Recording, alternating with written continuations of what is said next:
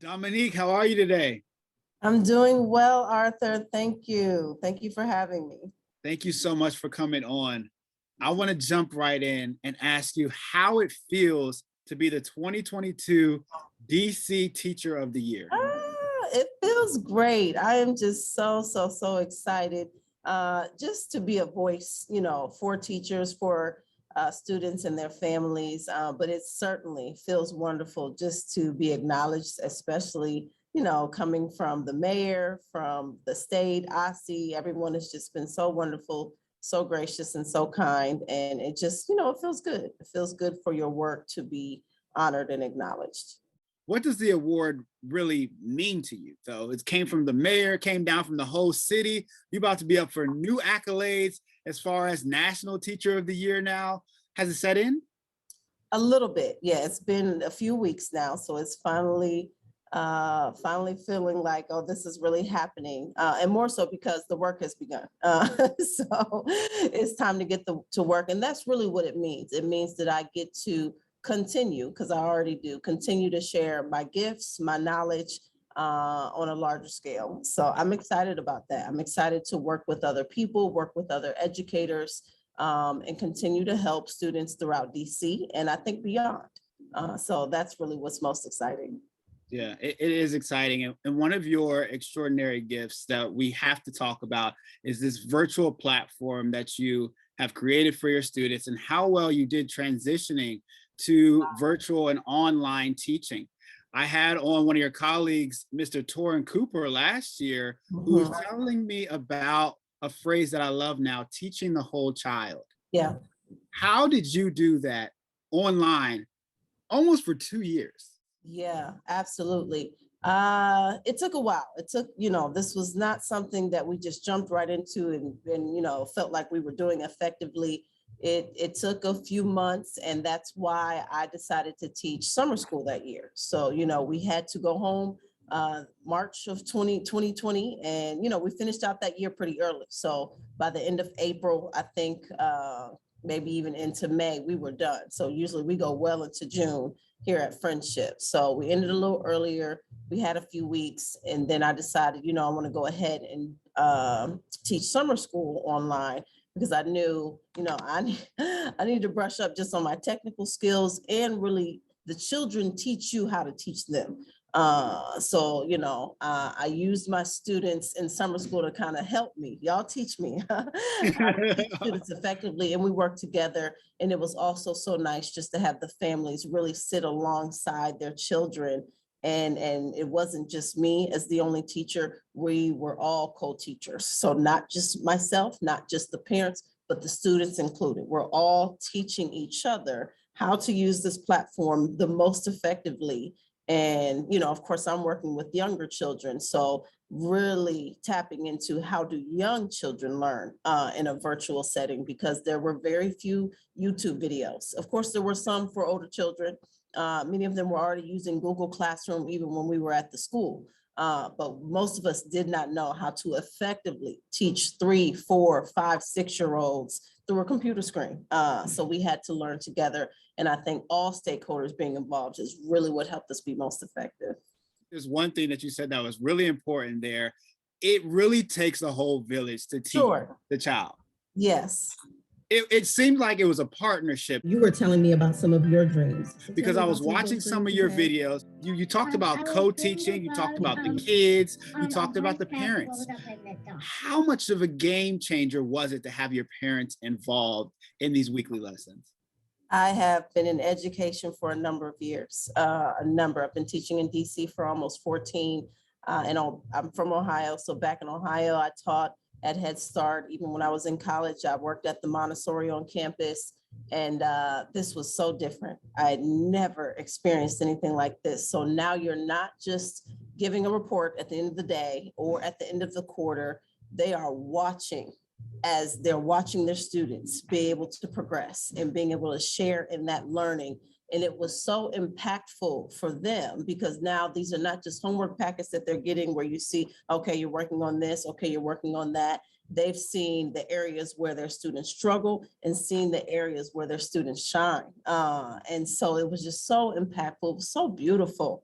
Oh my goodness, it was just such a beautiful experience. And it's like, how can we continue this and carry this back into once we get back into the building, which has been a struggle because now parents can't come in at all. Mhm. But you still were trying to find ways to keep that same connection where they really feel like they are a part of the learning and not just getting a report and dropping their students off and picking them up.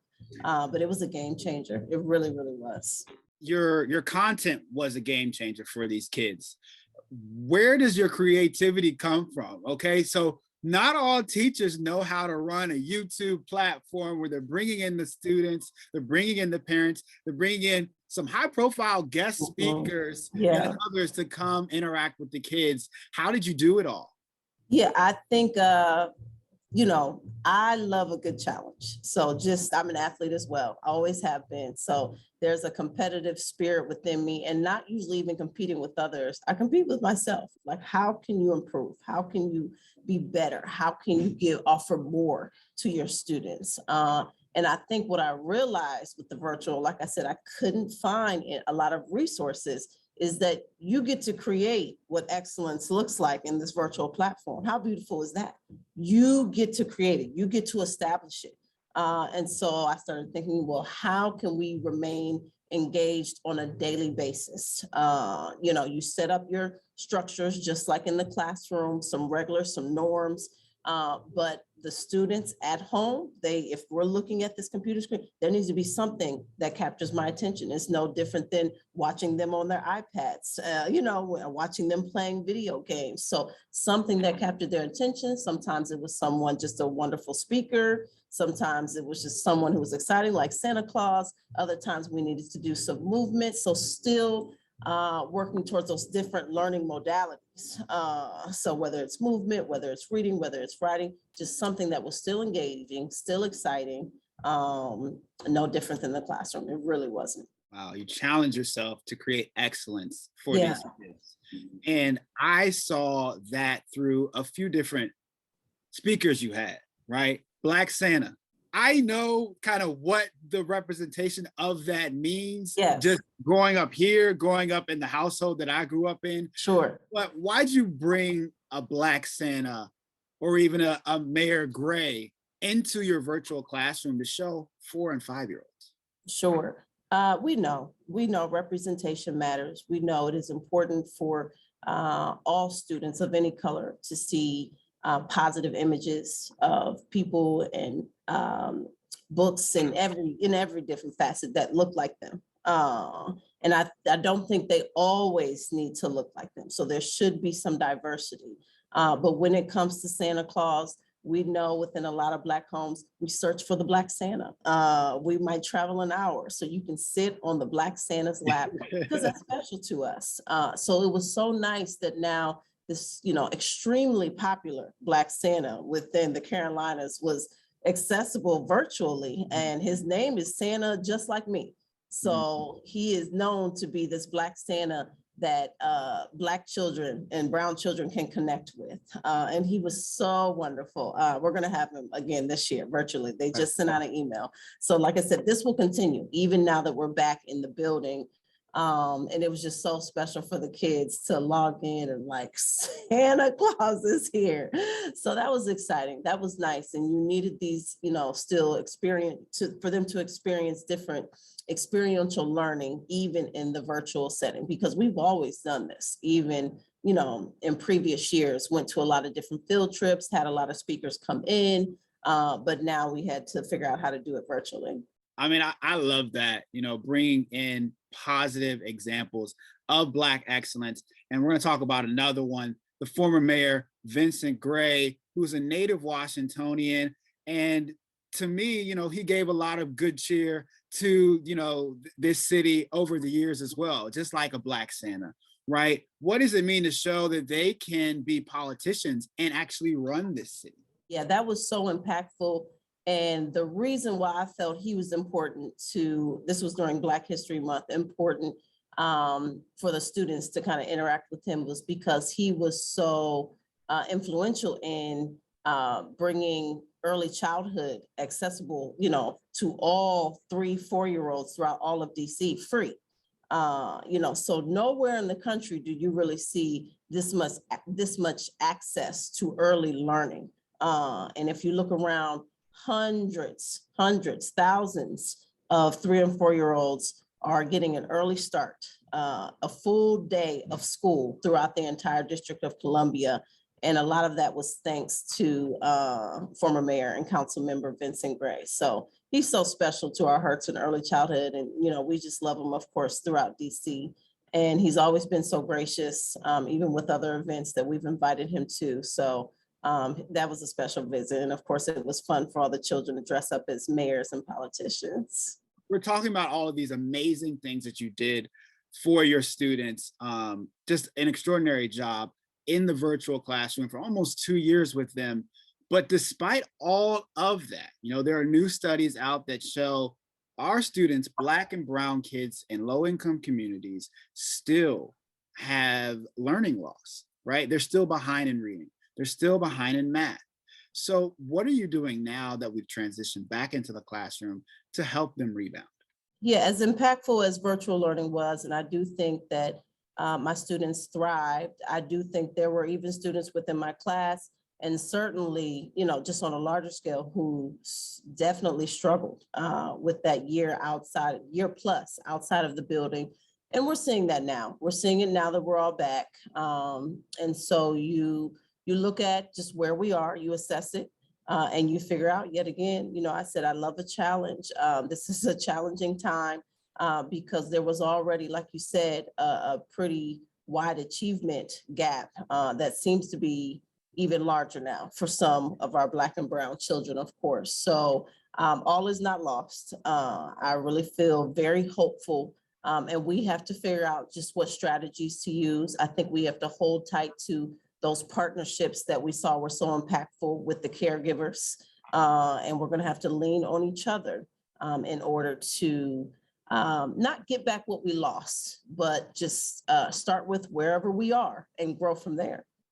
Well, maybe you might have to start bringing back the Parent of the Week award again, Absolutely. Getting everyone involved. Yes. Yeah. This past 21 months we're going on now has been very challenging, but there's been so many teachers like you who have done this work and kept coming into work for their students. What kept you coming back? I think I've talked to you about the community that we somewhat established, certainly within my classroom, even within our entire department at Below Pierce, the early childhood department. So all of our early childhood classes, we came together often, just as an overall community. The same events that we did in the school building, we did those same events virtually, our letter parades and all of these different things. And I think during this pandemic, we needed that. We needed to feel a sense of community. And, it was hard. It was hard for myself. It was hard for a lot of my family, for a lot of my coworkers. And so the children, teaching, the families, all of that gave us a little more purpose. It gave us reasons to get out of bed. No, they need us. And honestly, we needed them. So although, we do get a lot of accolades and a lot of pat on the backs, for being teachers and for pushing along and all of those things, I feel that in many ways, the students and the families helped us also during that, this hard time and season. So it was mutual. We all needed each other. We do all need each other. And we're talking about a lot of the people in the present, in the now, the kids, the students, the community right now. But let's go back to the past real quick, right? Who inspired you to become a teacher, and what would you like to say to them right now? Certainly my grandmother. My grandmother was a teacher and a principal for many, many years. And, growing up pretty much whenever we were with her, like I said, I grew up in Ohio. So it didn't matter where we were, somebody knew her, and somebody had to stop her, and they would talk to us, even as young children, like, we need you to know that your grandmother was the best teacher that my child, or the best principal that I ever had. And just seeing that just from so many people, that was at the time, you smiled, but it really wasn't until adulthood that I really look back and appreciate other people telling me, because I knew my experiences with my grandmother and how wonderful she was, but having other people share that with me was very impactful, because this is such a rewarding job, where you're making an impact on others' lives. So certainly my grandmother she's passed now, just everything to me. And especially because she was so effective at what she did. Well, Dominique, thank you so much for paying it forward. You can see it on your students' faces when you impact them, and I can see it on your face when you talk about your grandmother who impacted you. I really appreciate you coming on this show and being my special guest, Miss Dominique Foster. She is the 2022 DC Teacher of the Year. She's up for National Teacher of the Year as well. So for the next 6-7 months, she's still got more work to do. But we really, really thank you and appreciate you so much. Is there anything else that you wanted to say that I missed? No, Arthur, I just really appreciate you inviting me and having me on. And as always, I love to share how much I love my students, I love my school, and I love DC. So thank you. All right, okay. We love Miss Foster now. We gonna bring her in. We're gonna give her some of that love. Love Thank DC. you. Thank you so much for everything that you do. I appreciate it. Thank you, Arthur.